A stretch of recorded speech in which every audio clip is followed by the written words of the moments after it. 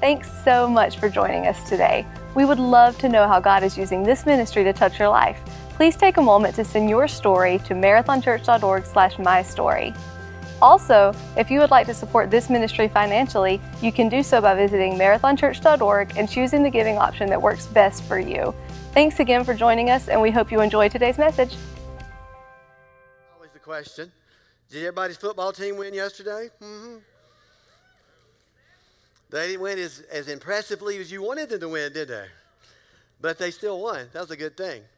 Well, we're going to do a new series called Marked, and we'll talk about that. We got, America, we have a bullseye on us, and I think y'all figured that out, but we'll talk more about that in a minute. One of the things I wanted to do is teach you how to change a tire before you have a flat. That's kind of what this is today, okay? How many of you ever changed your tire just to practice? Raise your hand. All right. How many of you have never changed a tire? Raise your hand. Okay. How many of you have called AAA? Okay, that's very good. Pretend that you're going to have a flat tire, and sometime in your life you're going to have a flat tire. Let's say we all go outside. Let's say we all go outside into the parking lot, and we change a tire that isn't flat just because we think we need to do that, just in case that one day we're going to have a flat tire and your cell phone doesn't work and you can't call AAA.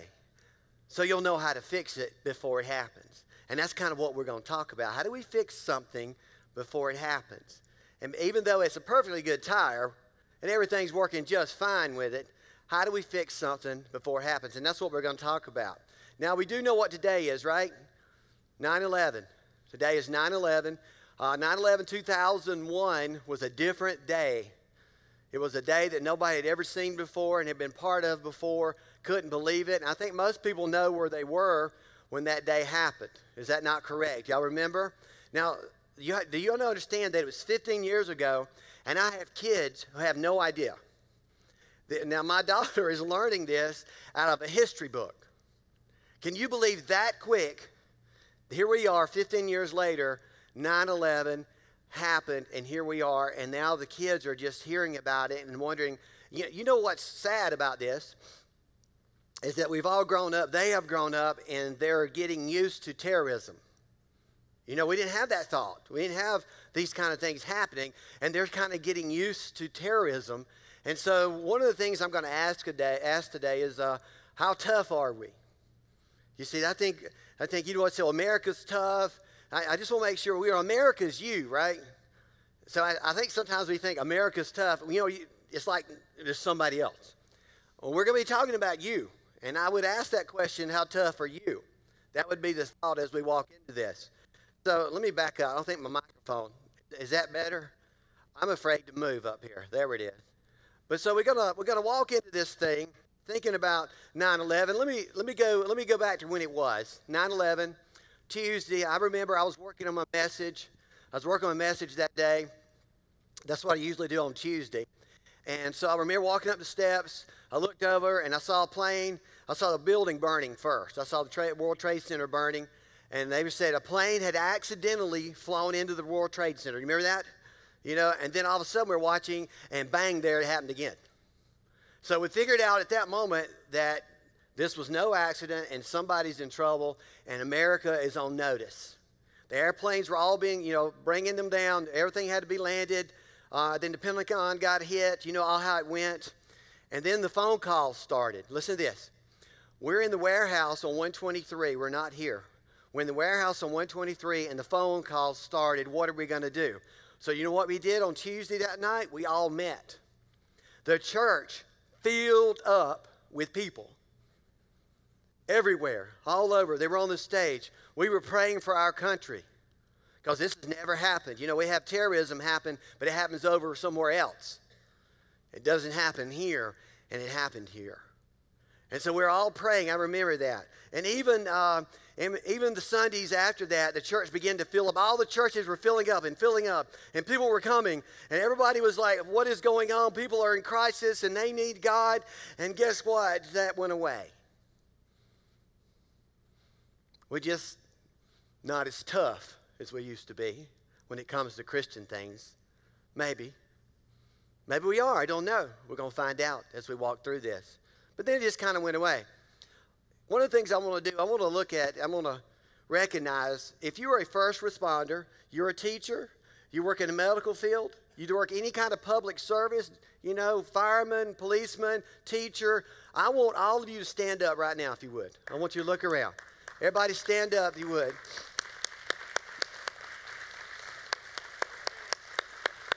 Thank y'all. Now, y'all can be seated. Now, here's the deal. You don't know where they are until you need them. That's what usually happens. But what I love about the teachers, I was at the football games, 2 of them, last 2 nights. Now, I don't know if the teachers have to be there, but they are. They come and they support their kids, the kids they teach. They're the ones that are involved in teaching the next generation, and they get paid hardly nothing. You need to make sure, and here's what I'm saying, you need to recognize these people around you who are moving the kingdom, helping kids, with your children. You don't have to babysit them. You send them to school. And you should help them. You should remember that kind of thing. And I remember the first responders. I remember watching that on TV and all the things that happened. I remember President Bush saying the people who knocked down these buildings will hear from us very soon. And they did hear from us very soon. And they're still hearing from us, I think. Aren't they hearing from us? Are we still tough? Are we tough Americans? That's a thought for you. Are you a tough Christian? So there's a thought that's going to have to happen, and we're going to have to talk about this as we walk through. How tough are we? We figured out that all of a sudden, even in 2015, we had the Paris attack, 130 people were killed, and then we remembered seeing all this, and it's almost become normal. And we do have a new normal of fear. You do have a mark on you. We do have a bullseye on us. You are an American. Now imagine having a bullseye on you because you was a Christian. Did anybody have any trouble getting to church today? Did everybody okay with that? Did nobody try? You didn't have to dodge any bullets? Anybody waiting for you? Now this doesn't happen everywhere. People are dying today because of being a Christian. There is a bullseye on them. There is a mark. And what I want to know, and I'm thinking about this, are we tough? Are we tough enough to handle something like that? The first century Christians, I'm trying to look back, I'm trying to think, they were really tough. Now, are we as tough as the first century Christians? Or do we have our own version of this when it comes to Christianity? Have we created our own version, the American version of Christianity? Have we done that? And one of the things I want you to get today is I want you to try to treat the church like you treat everything else. You say, that don't make any sense. It will make sense in the end. But I need you to treat the church like you treat everything else. Because we don't. We treat it differently. As a matter of fact, we even treat it with options. That's kind of what happens. We even treat it with options. So the question, are we tough Americans? Are we tough Christians? And I don't think we're as tough as the first century Christians. And we know who the toughest person was Jesus Christ. Because I don't know how many of you would be in this room if we knew that if you come to church that you would probably die? We probably wouldn't have so many people. Or maybe we would. Would that make us tough if somebody was after us? Or what would we do? Because we've never been faced with that. We're faced with, oh, I'm tired or I'm not tired. We're faced, it's hot, it's not hot. Or we're faced with, I like the music, I don't like the music. We're faced with, should I wear blue jeans or something else? That's what we're faced with. But in the first century, it was a little more than that. I'll get to that in a minute. We'll talk about that. So you have to think, they're marked for death in the first century. Who was the toughest person? Of course, Jesus Christ was the toughest person. Now, one of the things you need to know about Jesus, he wasn't captured leaving the country, okay? He wasn't going to Egypt and they found him. Oh, yeah, we're going to crucify you. No, Jesus was here for one reason. He was born to die. He was born to die for you. He was going to be crucified for you. And instead of trying to find him, he decided to ride a donkey down Main Street in broad daylight and say, here I am. You know, kind of thing, like, come get me. I am here for you. I'm ready to do it. That's pretty tough. Because you don't see, you and I read the stories and we hear the stories, but crucifixion was a rough thing to do. That was a rough way to die. It was on purpose. They didn't want you to die. They want you to hang around as long as you possibly can, you see. So this is what Jesus was faced with. They're going to hang these criminals, and they're going to crucify these people. And you've used to seeing these criminals, on TV up in the air, that kind of thing. Actually, they were about 2 feet off the ground. So that the people could look into their eyes, see their pain, and hear what they're saying. They're saying things like, please kill me. Please kill me. Let me die. Please kill me. And the reason the Romans did that, they wanted everybody to know, if you mess with us, this is what's going to happen to you. So crucifixion was going to be tough, because Jesus just rode right in. He just rode right in. Now, I don't know how tough we are when we think about these things, and we go back to first century Christians. I don't know how tough yet, but we'll get there on the tough part. We'll see what happens. So Jesus had to, face that. He's also, he walks in to the temple one day. He walks in, and people are just doing things they shouldn't be doing in church. They're selling and buying and whatever it is they're doing, and stealing. He walks in and flips all the tables over, and they ask this question. Can you imagine? They said, who do you think you are? Well, I'm the Son of God. I'm here to take away the sins of the world, and I'm adding this part, okay? And I would take you out if it wasn't for my Father, okay? You ever had that thought? You know how many times Jesus could just said, like, I'm done with you guys? Unless you're tough, you see. Or how many times you were just like, I'm just going to leave. This is going to be too difficult, and I'm not going to hang with it, and I'm just going to get out of here.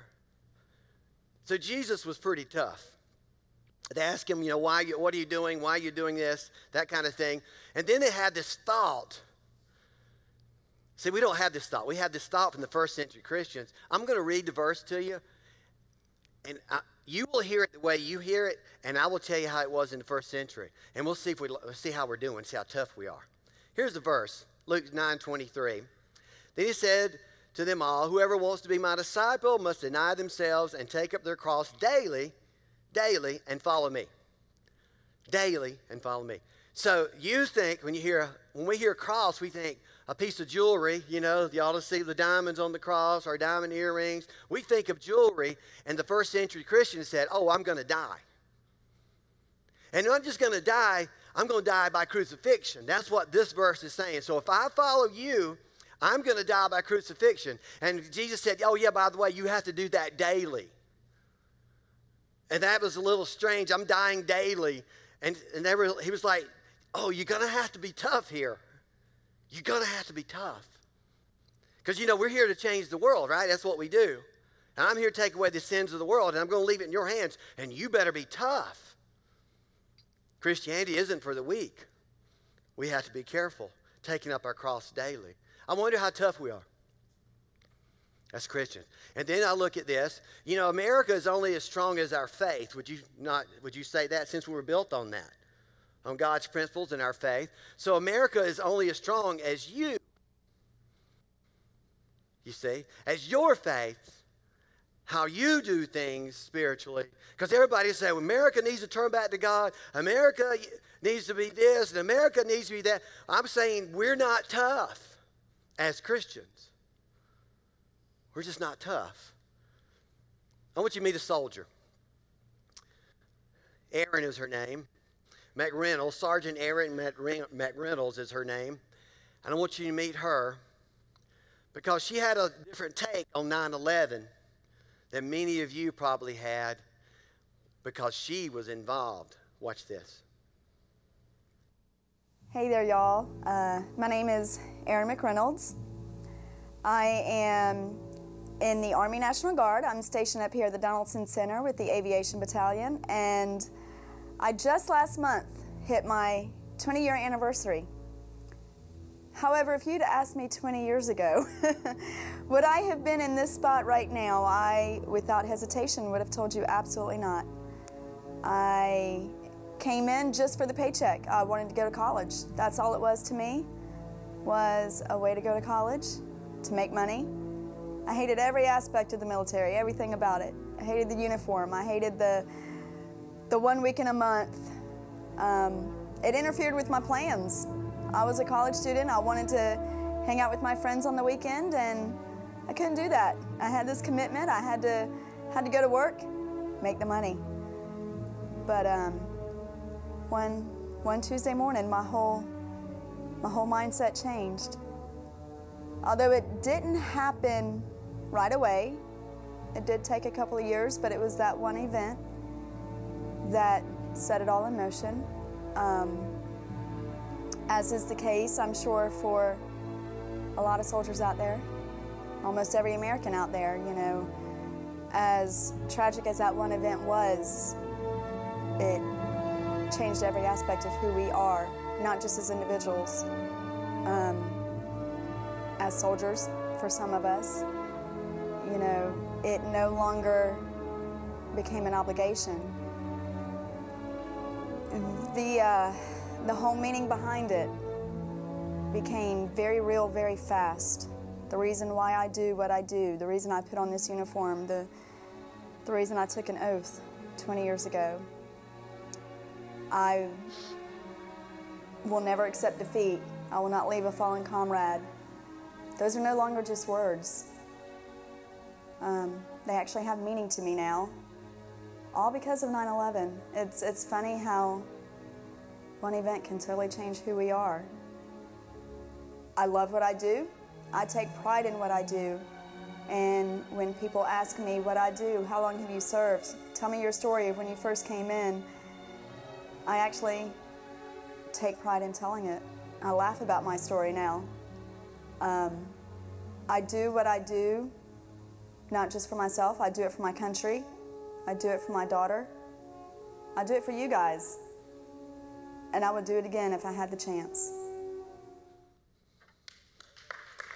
That's awesome. Let me tell you a little bit about Erin. She's not here today, okay? And the reason she's not here, she's at the Donaldson Center training for you. That's why she's not here. I just wonder if we're tough, you know? You think our kids are tough? Are we making them tough, or are we making them soft? Because if we're gonna do this thing, not just America. I love America. I hope you do. I will die for America. Would you not? Listen, I'm on a soapbox now, so this is my little soapbox, okay? I do not like the football players not standing to the national anthem. I don't like it. Okay? Now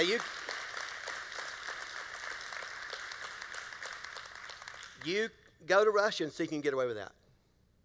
Okay? Can you believe the money they're making? Everything be red, white, and blue if it was me. But I'm just saying, we're just so politically correct, and so no one will make anybody mad that we don't have any more values, and we're losing our touch with who we are. Not just Americans. How about Christians? Are we tough? Our children, are we raising them tough? I wonder. I was in Panama.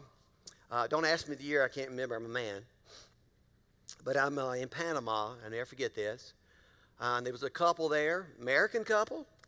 And we were there. I was like, well, how'd you get to Panama? And they said, well, we moved to Panama because of President Bush, because we don't like him.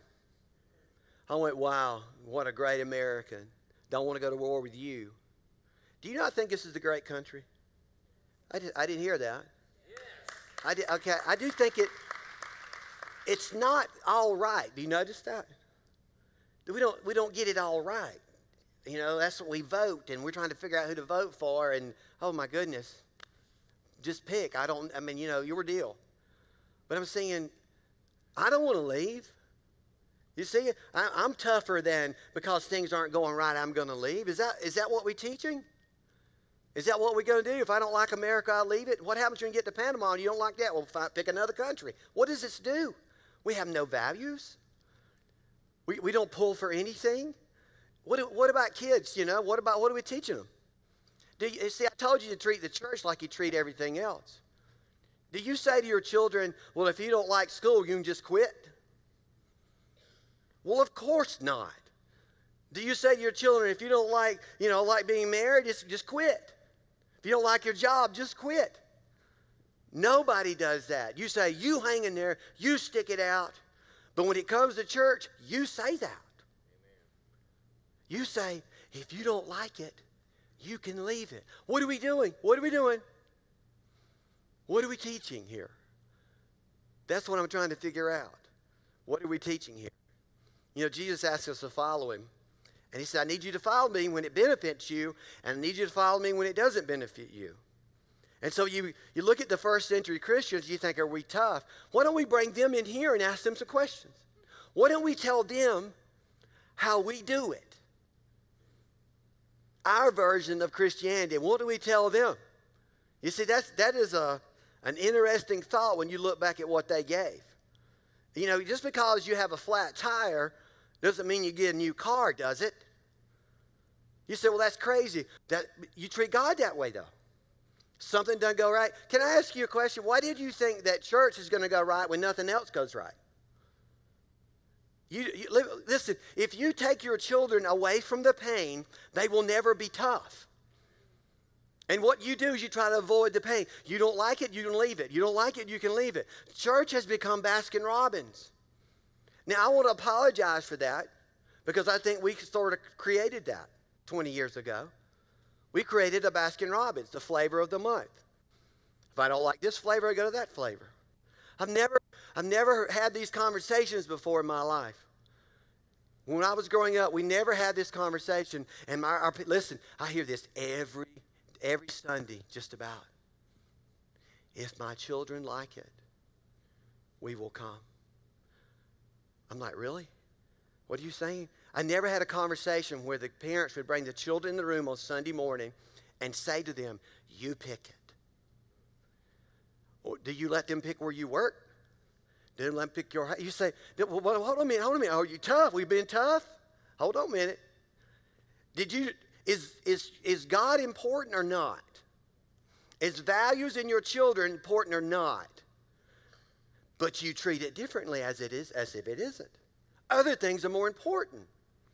And feeling good about it is definitely more important. If my children like it, then we'll take them there. But if they don't like it, that's how we choose our church. Do you know what you are doing? You're telling your children when they grow up, if you don't like spiritual stuff and you don't like God this and God, you can just keep leaving it. And we never grow up and we're never tough. We got to get tough. Teach your children. Listen, conflict is where you grow. You said to me that you want to grow up. And by the time I get with you, we're doing stuff in runners or discipleship, and all of a sudden, and I tell you, you know something's going to go wrong. And as soon as it does, you leave. What am I supposed to do with you? What is God supposed to do with people who are not tough? How are we supposed to go to the next generation? How's this supposed to happen? I look at people I've seen so many people have been to every church in the world around here. You can see all the stickers on their car, every church. I like this, I like this, I like this, I like this, I like... Stop. Stop it. Are we tough or not? Let's ask the first century Christians. Let's ask them this question. What were you thinking when they took you in the arena? How did you feel about that day? Did you feel tired? Was it hot? Was the music not right? Did you wear the right stuff? Because we're going to go in there and we're going to rip you to pieces. Just want to make sure you dress for it. So we're not tough. We're not. If it's hot, we stay. If I'm tired, I stay. If it's this, if it's that. And they're asking the children, do you want to go to church today or not? Ladies and gentlemen, is this what we've done? We made a church of easy come, easy go. We have. We did it. We created the community church movement, and this is what we got. This is where you are. You have third grade spirituality. I'm trying to grow you up. But as soon as you have a bad time at church and somebody says something to you, you're gone. But you don't treat your work that way, and you don't treat school that way, but you treat God that way. You better treat church like you treat everything else. And what I'm saying is this important? This is what you have to decide. Is this important? Is this important to you? Interesting, first century Christians, they take them in to the arena. I really can't imagine this. Can you imagine walking in there holding hands with your children? Can you imagine what was going to happen? They walk in there, and they do whatever they want to with them. main goal is you're going to die, and we're going to watch you die, and we're going to rip you to pieces with animals. So we had to figure out if you were dead. So this is what they did. This is what the Romans did.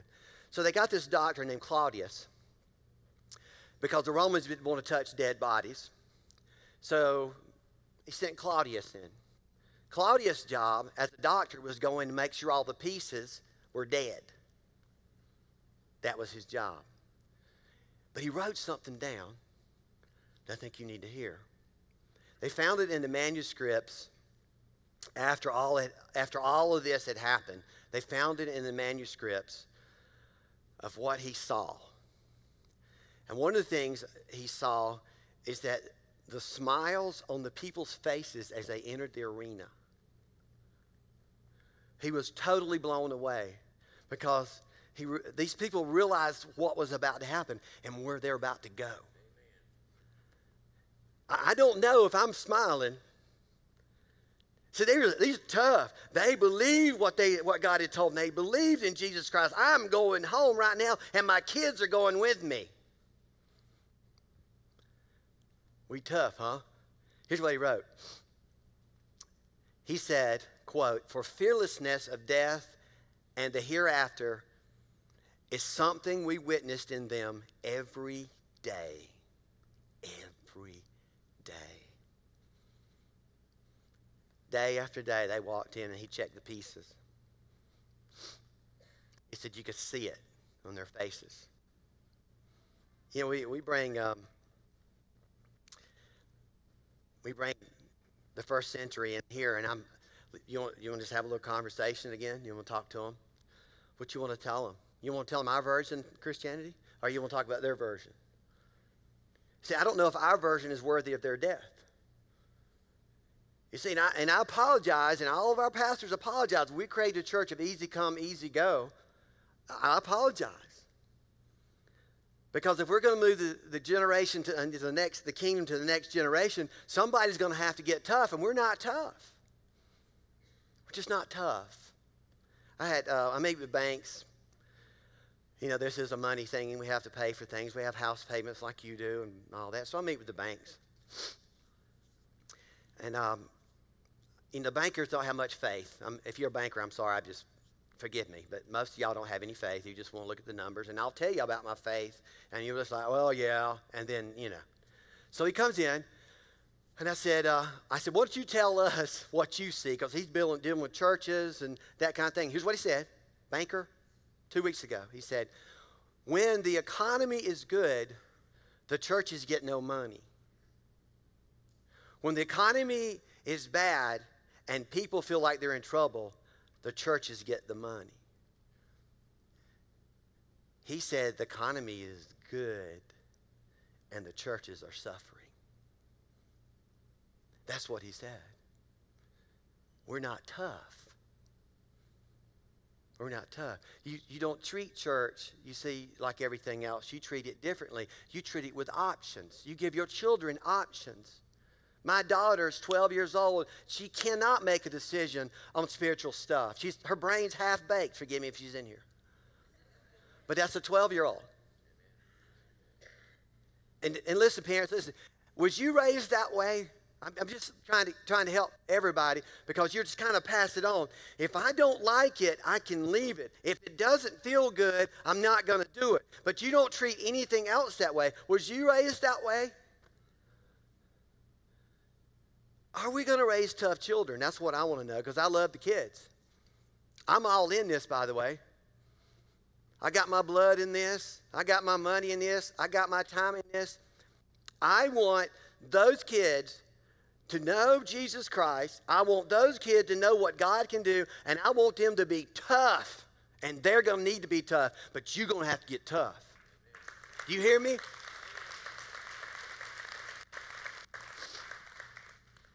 If you are a 7th grader to 12th grade, would you stand up? I want to look at you.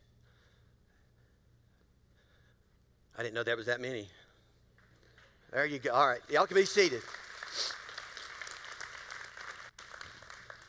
Kids, listen to me. Y'all going to have to quit going to every church that has a giveaway.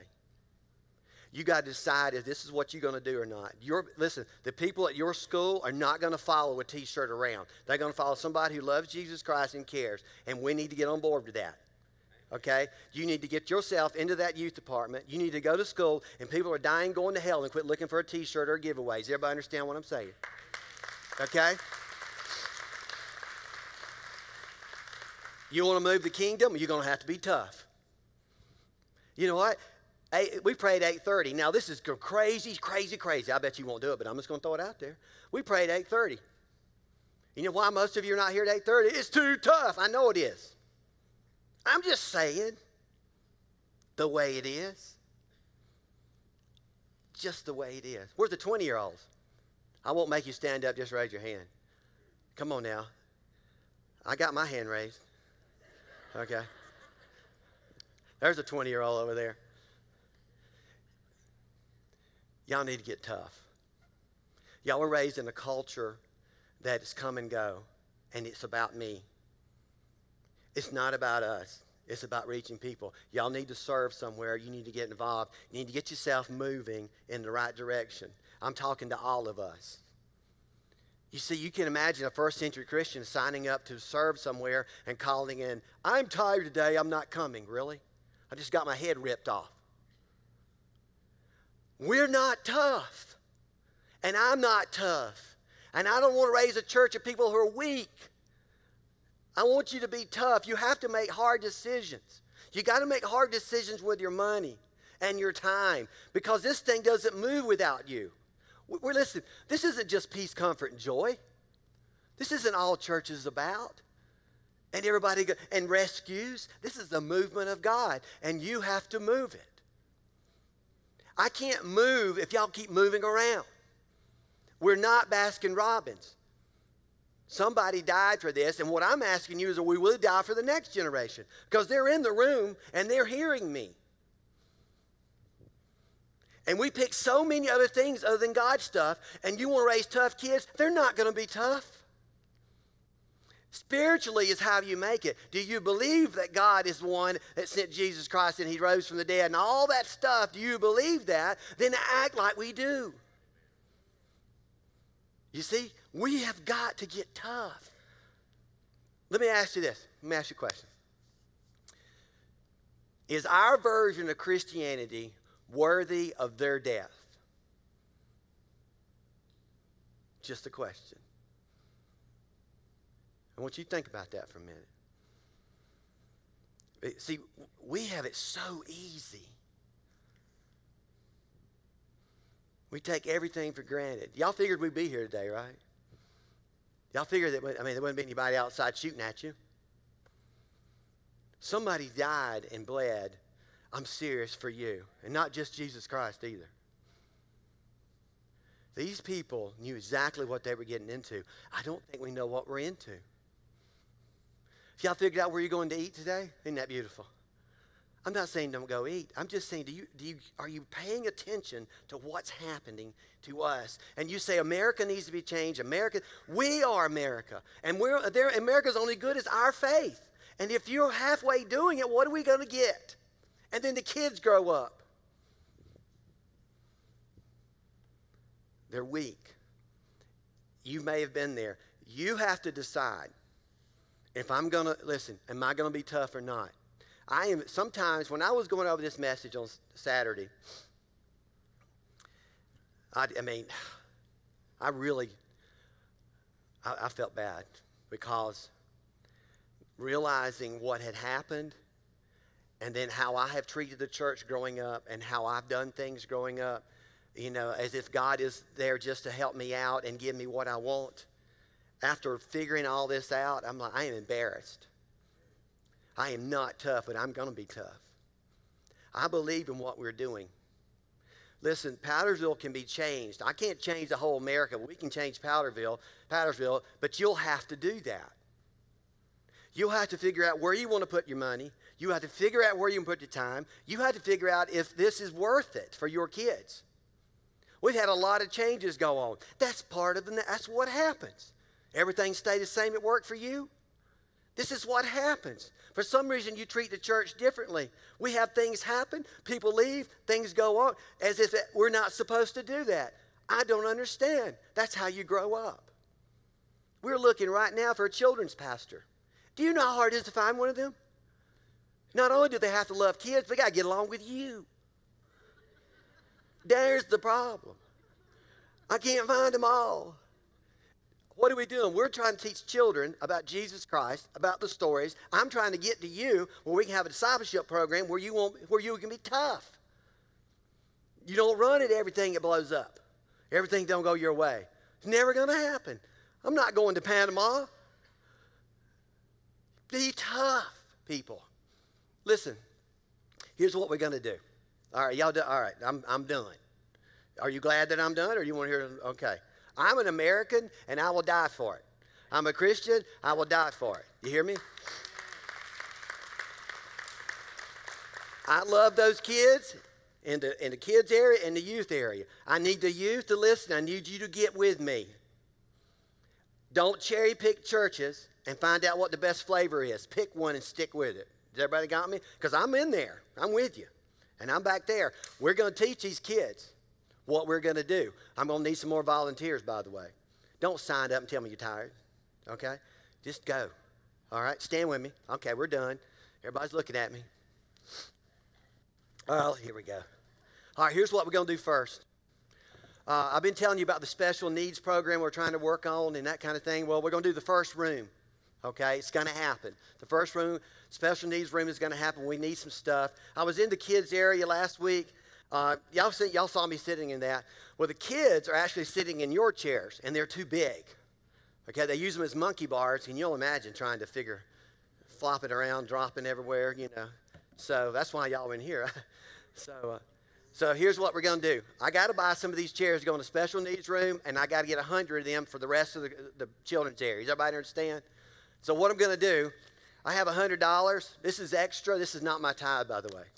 I really wanted to do something else with it because I wanted to. Because I'm a pastor and I'm a person like you are. So I had to think, do I want to do this or I want to get a new golf club? You know what I'm saying? And I'm just like you. I had to figure it out. So I already got a new golf club, so I'm buying 4 chairs. Okay? They're $25 a piece. Let's get this done today so we can go ahead and get that room painted. Am I still there? Get the room painted. Can you hear me? I'm not moving. All right? Here's the deal. The baskets in the back where the pins are right there, if you want to help us, you can go online and give, whatever you give blood, whatever you want, you do that outside.